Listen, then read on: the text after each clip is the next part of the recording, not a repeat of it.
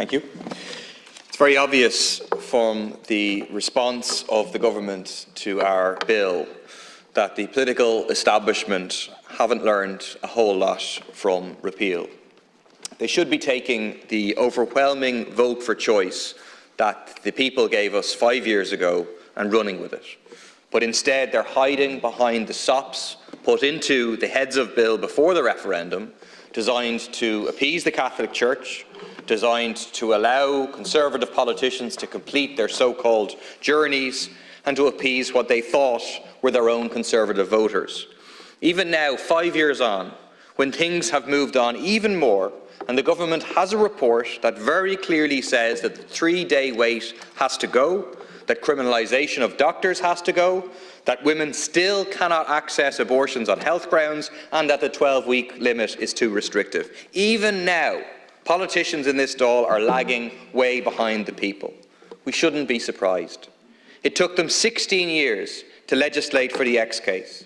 It took them 35 years to get the 8th Amendment out of the Constitution. And then when they finally did legislate for abortion, they put a completely unnecessary 3-day wait into the law just to make sure that every woman has to wait a little bit longer before accessing the care that they need, and the impact that has on accessibility of care. The review of the abortion legislation was delayed until the last possible moment, and then they delayed publishing it. Now that they are delaying legislating for the review. It's the same old story. They don't want to go near the issue of abortion because they're afraid it might lose them votes. Well, let me warn the politicians in Fine Gael, Fianna Fáil, the Green Party, the Independents and everyone else who clings to the fence on this issue.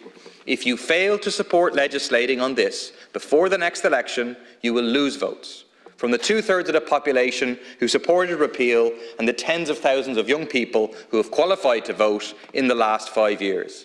Women and pregnant people have waited long enough for their basic right to bodily autonomy and their basic right to access the health care they need. We've seen with the rollback of Roe versus Wade in the US what can happen if rights once won are not defended, and a reactionary minority succeeds in rolling back progressive gains on equality. We must ensure that that never happens here. Who would have thought that only 8 years after the marriage equality referendum, we would be seeing a significant and horrifying rise in homophobic attacks?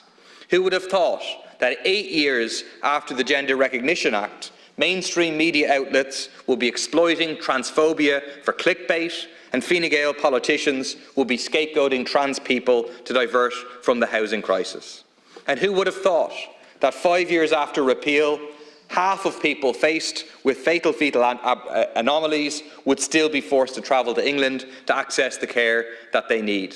That women facing risks to their health after 12 weeks would still be forced to travel? And that women and girls would be forced over the 12-week limit by delays in accessing medical appointments? The Taoiseach notoriously claimed that repeal was a quiet revolution. Anyone who roared themselves hoarse, marching for choice, knows it certainly was not a quiet revolution.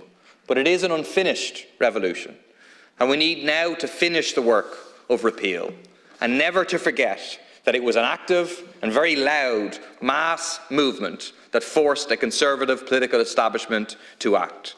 If the government insists on kicking this legislation to touch, and opposition TDs here go along with it, then that movement is going to have to get active again, to defend, to extend abortion rights and to ensure that no pregnant person is left behind.